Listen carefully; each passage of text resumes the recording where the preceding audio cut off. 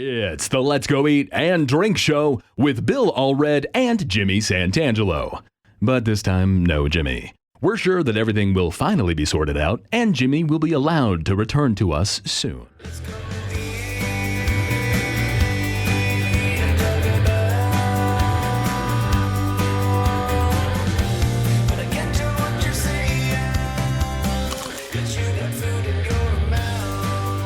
Your announcer, Zach Caton, and we're coming to you live on tape from the Clubhouse at 850 East South Temple in Salt Lake City.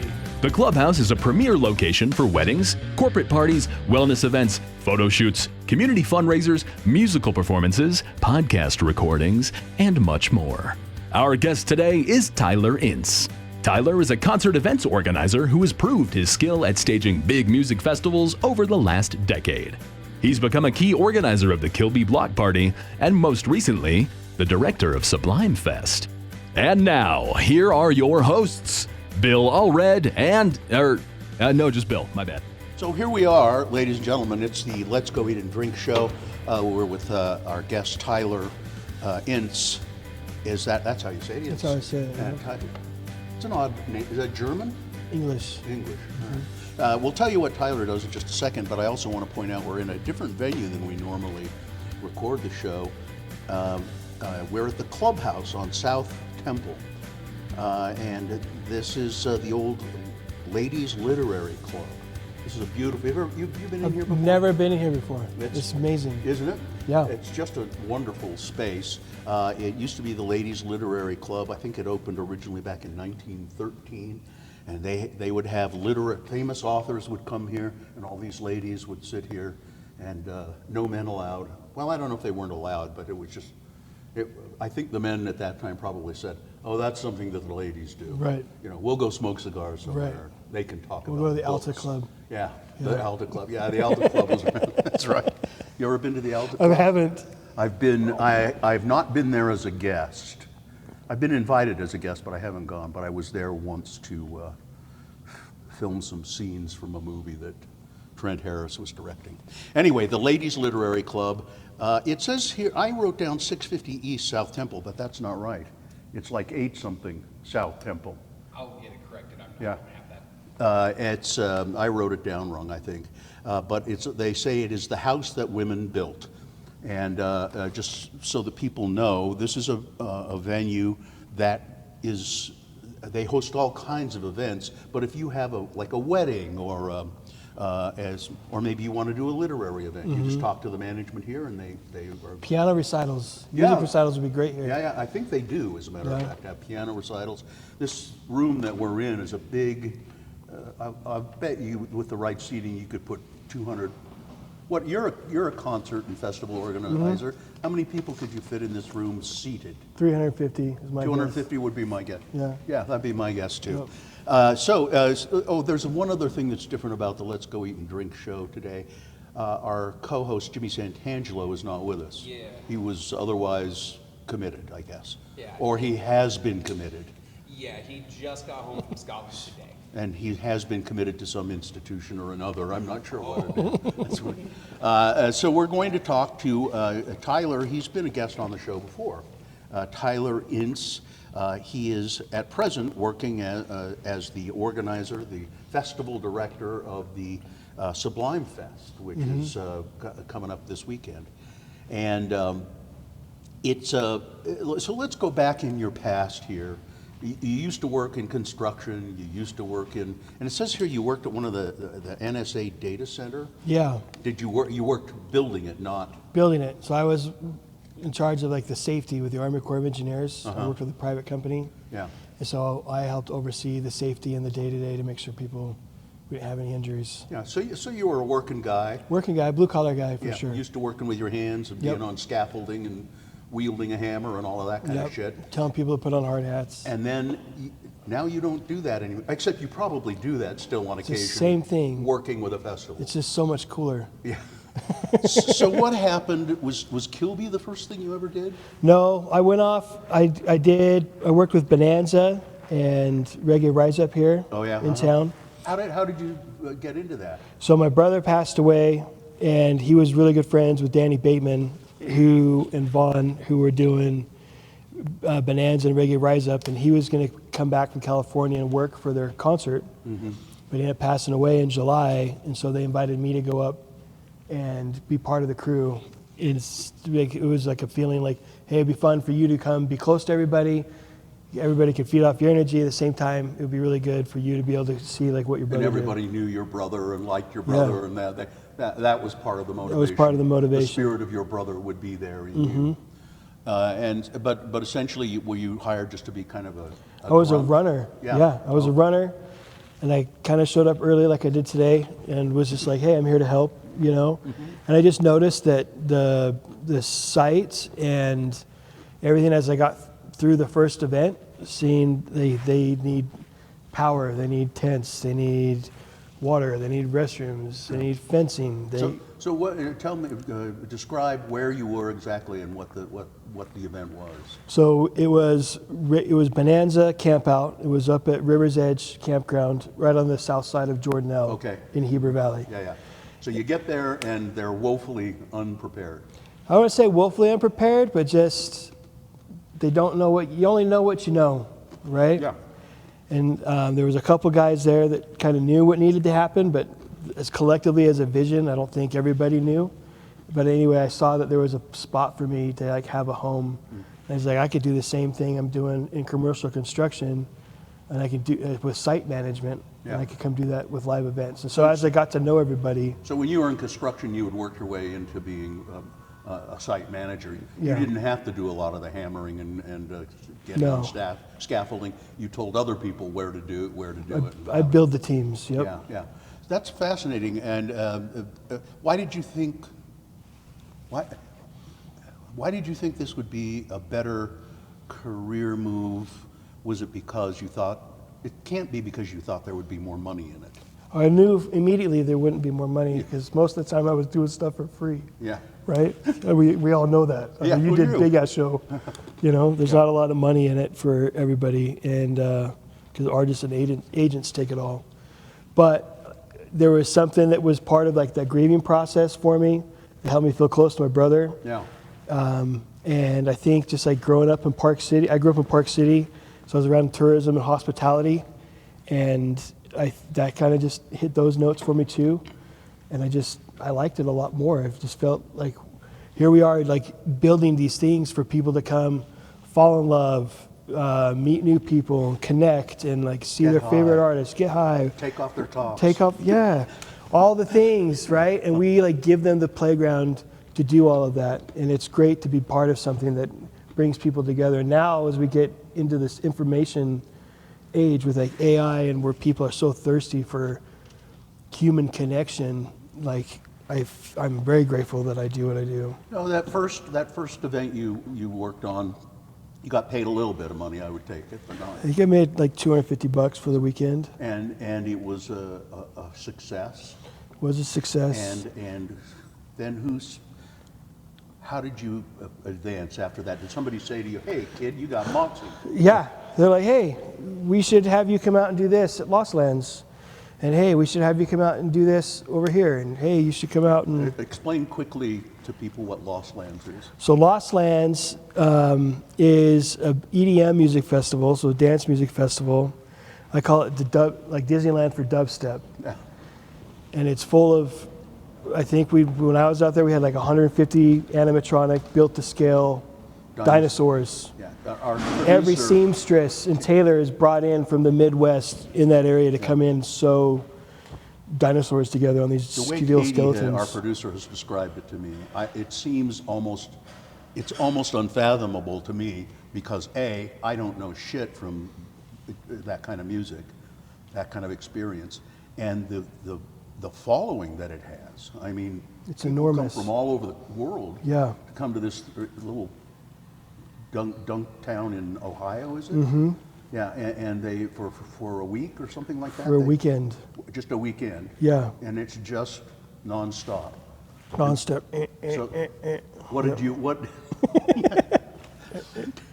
I have the sense that that may not be your favorite kind of music. I like good music. You like any? If it's good music, I respect it. I love it. Like, it's a good time. Yeah, as Duke Ellington said, if it sounds good, it is good. It is good. That's right. So you worked that, and do you still work that every year? I don't work that anymore. I don't have time. I wish I did. And, well, so you come back, and now you're getting a reputation, and Yeah, so now I come back here and I'm working with Kilby Bloc Party with the SNS guys. And I believe, so we did like 35,000 people a day this year, which is pretty incredible. yeah. I think it's like the largest indie festival in the And country. again, people coming from certainly all over the country, but I think all over coming the in world. all over the world. We get yeah. tweets, I think, on, I don't know if we've got one on Antarctica, but people talk about us all over the world, so it's pretty cool. And people come from all over. 60% of the people from Kilby come from out of state. Oh yeah, that's what I had heard that. Yeah. And the motels and hotels are happy to have it. And, Yep. And the restaurants and all of that. Yep.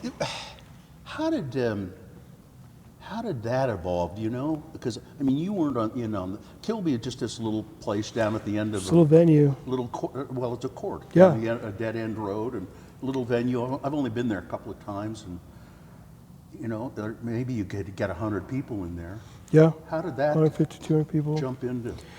So that had been for a long time, and the owners of SNS had decided they wanted to do a little festival to celebrate, like, I think it was like 15 years that they had been in business or something. And so they did like a little block party right there on like 7th South? Yeah. Where they closed that down.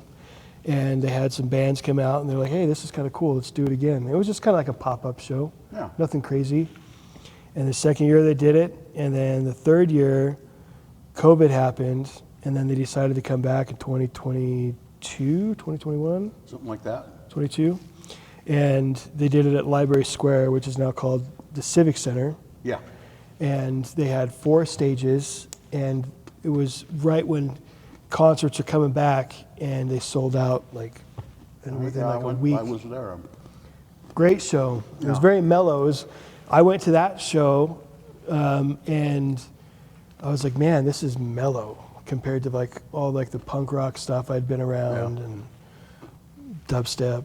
So, when did you approach Kilby and SNS? So during COVID, I was doing some construction stuff, and I called in sick because my friend called and said, hey, I need a fence guy. I just bought a bunch of fencing, and I got the contract for Kilby. And I said, well, I'll come show you kind of how I've done fencing in the past and how it should be done. So I went and helped, but I said the one thing is like once we get ready for doors, I want to be able to break off and talk to Lance, because I know Lance is going to need some help getting doors open. Because I had talked to Lance in the past from SNS, and he was like, oh, we just don't need somebody. We're not that big yet. We're not that big. And so time comes, I break off, and I'm helping Lance go down his punch list of like everything that needs to get done to get doors open. And they have like the food trucks are too close, and the fire marshal's complaining about all kinds of things. And you know how it is. Yeah. Just getting doors open is a task. And so I just kind of stuck by his side, and then after the fact, I said, I have like this little survey we should do to see how everybody feels about it, because I know it's a huge accomplishment, but you got to, if you're going to do it again, let's like do what we can do to improve. And that's kind of how I just kind of slid in as a festival director. They said, okay, smart guy, you'll Yeah. be the festival director. Yeah. then." And they said, well, do you want to come help on Salt Lake City Twilights? I said, sure.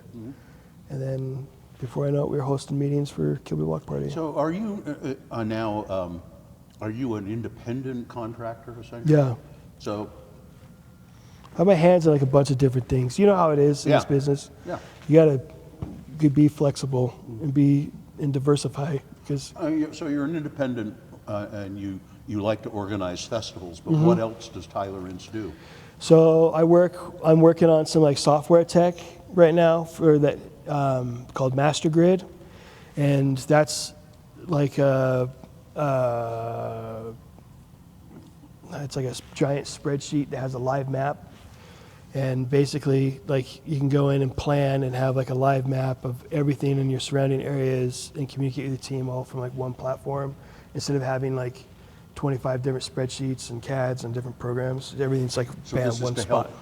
help other people do what you do, but Organize. also to help you do what you do. Yep. Yeah, and have you licensed it?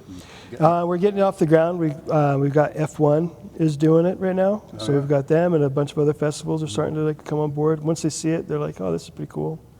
So I'm helping with that. I've got like a payment processing thing that we're working on. And then I work on just other shows that we have. Like I help out with the state fair. That's pretty cool, I think. Is it fun doing the state fair? The state fair is way cool. I would think. I'm helping do this concert series up in Park City this summer, which is also cool. And then we have this weekend, we have Sublime-Fest, which we have like punk. We've got Pennywise, the Ataris, Sublime, Where and is it? Slightly Stupid. It's at Harriman in the Zions Bank Stadium. Yeah, oh yeah. The I know. Zebra. Yeah. And that's, so how are you being able to just sit here and talk to me?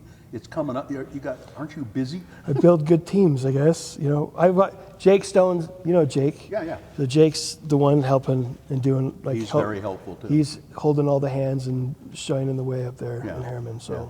I don't really have to do much. So is Tyler Ince now, he's an independent contractor. People come to you rather than you going to them these days? Maybe, I don't know. I'm always looking for. Seems like every year I'm always looking for like one or two more things, you know. But I really care about the projects that I'm involved with, so I don't go shop around too much. Yeah. I like to be able to give what I can and what I should be given to the events. Do you have more than one project going on at once here? Yeah, I have.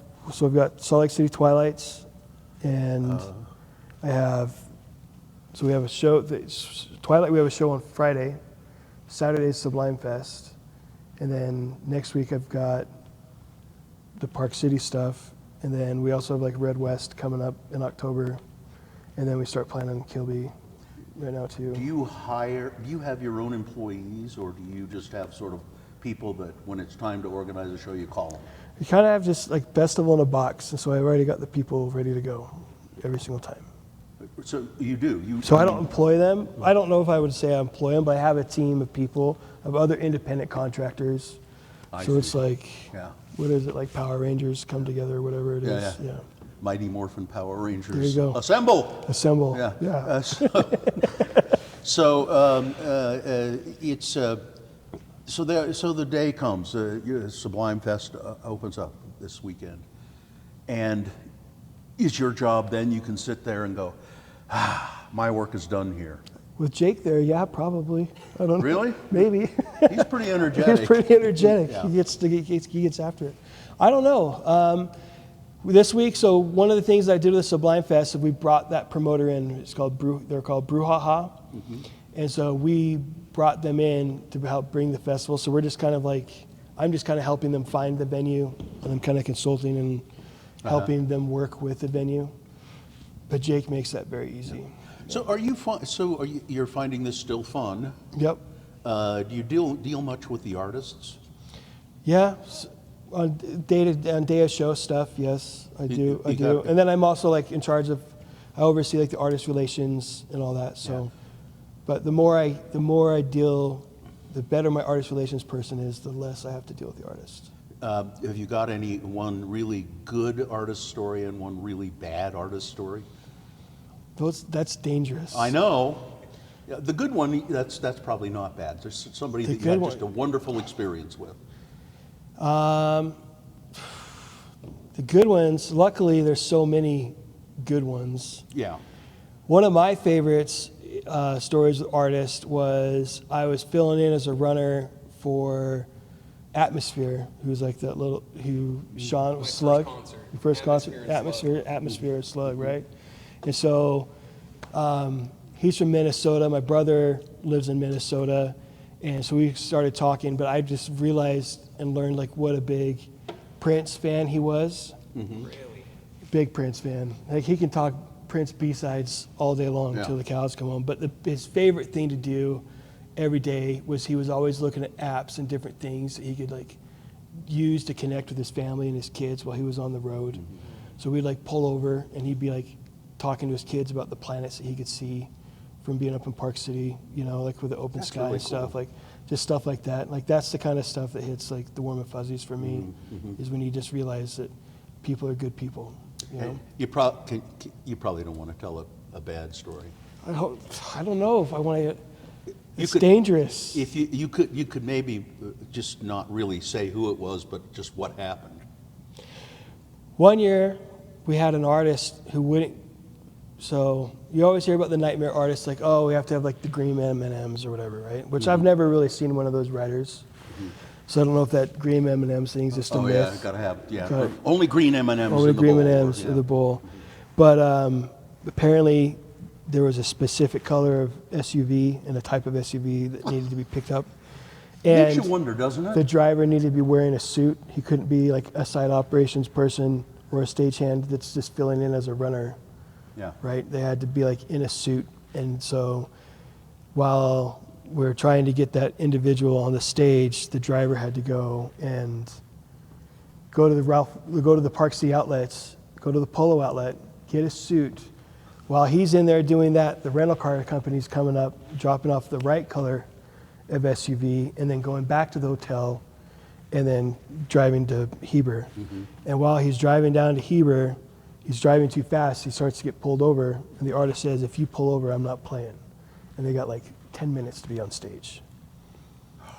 That was probably the worst Did one. they make it? They did make it. Will you tell me when we're not recording? Yep. And then I promise I won't tell Yeah, anybody for who sure. it is, I promise. For sure. Just, It's, I mean, I've had my, just, moments with musicians over the years, and, and like you said, most of the encounters have just been fine, and sometimes really lovely. Yeah. Really interesting, great people like like atmosphere, and and I like, and I told this story many times before, but Billy Idol. This was 4 or 5 years ago, 6 years ago, when he was here playing out at the Complex, I think, and he said he would do a meet and greet, with people, fans of the show, of our station, and we gave away a bunch of meet and greets. And, I thought, God, Billy Idol, is he just going to be, I don't know, he just has a reputation that he could be. He was such a nice guy. He was so kind and generous to every person that was there, photographs. And you can ask Jakes about his experience with I'll ask him. I'll ask him. But, and then I talked to him interviewed him for a while, and he was just great. I mean, just That's so cool. kind and so anxious to talk about his career, excited to be here and perform. I think probably Billy Idol has changed a lot over the years. I think Sure. he used to be kind of a monster, Sure. but not anymore. It's cool to see artists, like, when you think about going, because everybody complains about going and doing the same thing every single day. It's hard. Nobody does the same thing every single day like someone that's performing on a Yeah. stage. It's that. I used to be an actor, and I once did over 300 performances of Hansel and Gretel for kindergartners. Dang. Oh my God! Shit. I'm telling you, That's a lot. In the hot Florida sun, it was something. That is something. But you just do. But I don't know. You find a way to. There were people in the theater company that I was in who didn't make it. They dropped out. We had three different Gretels. They just couldn't take it. I was Hansel, and three different Gretels. But I always found a way to kind of make it a little different every time for myself. And I think probably musicians are the same way. Rather than just play it by rote, they kind of find little different things in the way they're doing it, or the way, and that's what keeps you. That's what keeps you going. Yeah.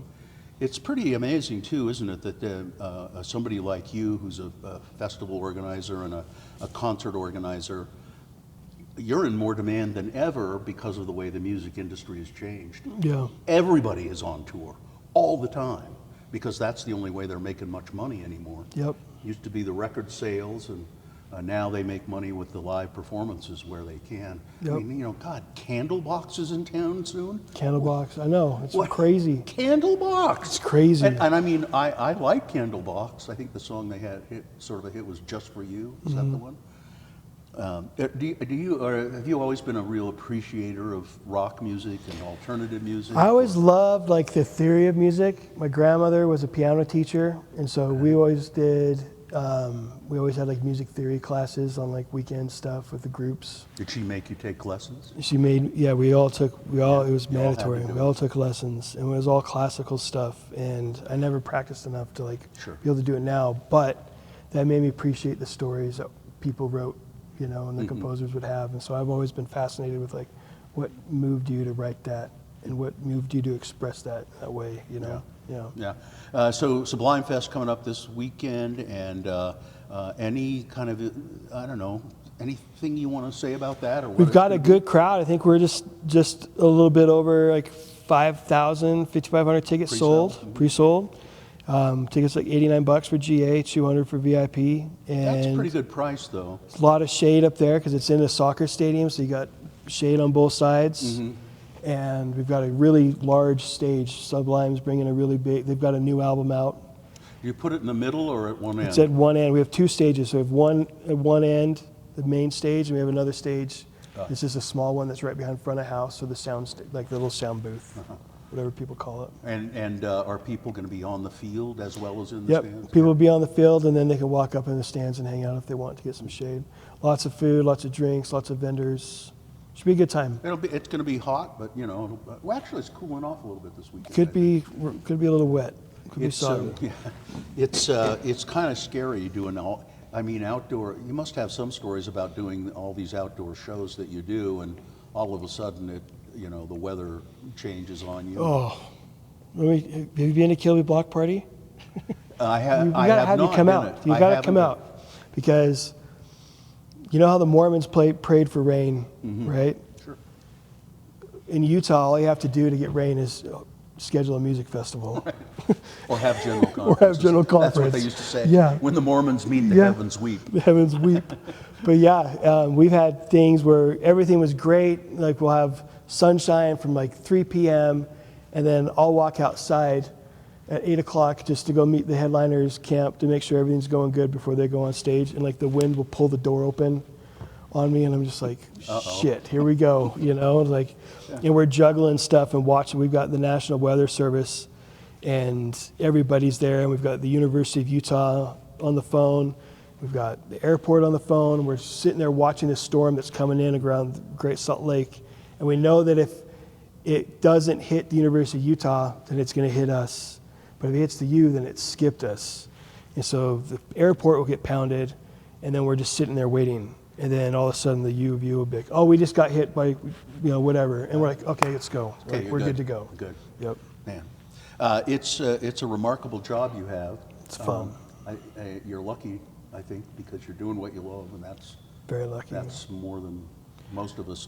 I'm lucky. I can say that I'm doing what I love. But Well, you've been a huge part of the music scene here and like why people do what we do, like I grew up listening to you on the radio every morning. When I was in college in Hawaii, and I was working the night shift at the hospice, I would turn your guys' show on so I could listen to it, So, but like everything that you and your crew have done have been a huge influence on the music scene here. It's like it's immeasurable. yeah, it's fascinating.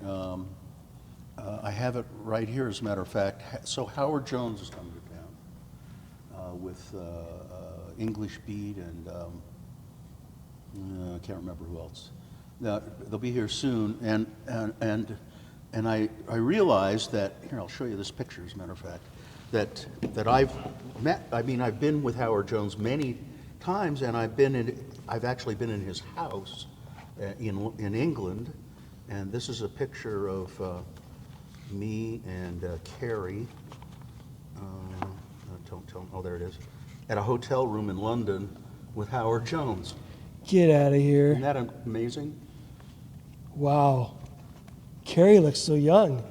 He was. I was younger too. You look a lot younger too. I was a lot younger.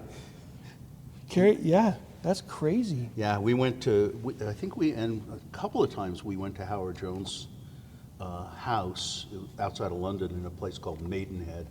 We took the train up there, and Howard came and met us at the station. No way. And took us over to his house, and he had his recording studio there. And we had lunch with him and his wife Jan. It was just, and we did that a couple of times, and then, but I'll never forget the first time, so artist stories, the first time he came to, or that I talked to him in Utah, it was when our studio was in Provo, when we had just started X96, and Howard came down to our studio in Provo, and he was asking me if I knew where he could get some wheatgrass juice. And I said, I don't even know what the fuck that is. Wheatgrass juice. Yeah, I'd like some wheatgrass juice, Bill. You know, Wheatgrass. I don't, no, I have no idea where you would get that. But I said, and he said, well, is there a health food store? And I said, well, yeah, I think so. And of course, they did have it, but wheatgrass juice. Remember that? Did you get a shot of wheatgrass at Jamba Juice back in the 90s? Yeah. Howard is such a great guy too. We used to do this thing in July every year. We did a chuck wagon breakfast at Louise's house. She was just this woman who was on our show from time to time, the happy hippie homemaker, and she lived in Bountiful, and so she would throw on Saturday it would be a chuck wagon breakfast at Louise's, and they'd make pancakes and all this shit. That's cool. Howard Jones came to one No of those way. and set up his keyboard in the backyard, in her backyard in Bountiful. And we did invite a bunch of listeners there, and mostly Louise's friends and family and stuff. There were probably about 50 people there as all. That's so cool. Howard Jones, but it was I'd just love to great. sit and listen to all your stories. Well, You gotta write a book. Somebody told me that the other day. Maybe I will. I think you should. I don't know. You should. Tyler, what's next? We got Red West in November, or not November, October. So that's a big country music festival. And Where is it? It's at the Fair Park. Okay. Yep. So we're putting that one That's together. a pretty good venue, isn't it? That? Yeah, it is. The Fair Park's an amazing venue. That team, there's very few teams in the country that I've worked with that are as good as the Fair Park is. Yep. Larry does a good job over there. So you got that, and what? And then just planning Kilby. That's what I do all winter. Yeah. Yep. Making sure that's Well, I know you got stuff to do. keep me here. No, I'm just kidding. Make sure you ask Jake about Billy Idol. And, I will. yeah, it came to an end part of his career. not Billy Idol, so Jake's. Jake's. Tyler Ince been our guest. Let's see, what else do we need to do here, Dawson? Sugar House Distillery, yeah, for these lovely canned cocktails. They do a really good job. This is a raspberry whiskey sour. Excellent Sugar House. And thank you, Dawson, for getting all of this stuff together. Next time we're together, I'm pretty sure Jimmy will be with us. Yeah. I would think. He's in town now. Are they releasing him? Yeah. He'll be. His straight jacket's off. Good, okay. I think that's about it. We're not going to do a splash of news because that's Jimmy's job, and I don't have any. I'm newsed out for the day. Sounds good. And thanks, Dawson, for getting all this stuff too. Yeah. I guess that's it. Tyler, thanks again. It was nice Thanks for to having see me. you. And anytime you want to promote something or be on, or just let us know. All right. Thank you. All right. Appreciate it very All right, much. that's it, everybody. I'm done. Thank you to the Dave Brewer and the folks here at the Clubhouse. It's a great venue. You can find it. Just search the Clubhouse, Salt Lake City, or the Clubhouse on South Temple. It's a beautiful venue. You can use it for weddings or anything like that. That's about it. I'm Bill Allred, as you know. Thanks for listening. If you have any complaints or anything, keep it to yourself. And remember, if you're pouring the drinks, always make mine a double. Thanks for joining us for another episode of the Let's Go Eat and Drink Show with Jimmy Santangelo and Bill Allred. Comments, questions, or angry complaints to the management should be directed to the Let's Go Eat Show at gmail.com. The Let's Go Eat and Drink Show is produced by Dawson Dow. The Let's Go Eat and Drink theme was composed and performed by Doug Wild. Special thanks to Dave Brewer and the staff of the Clubhouse. Get more at clubhouseslc.com. I'm Zach Caton, and as per Bill's instructions, this is where I insert a funny or cynical comment. I didn't realize I came across as cynical. I don't think I'm a cynic. I'm a ball of sunshine, Bill.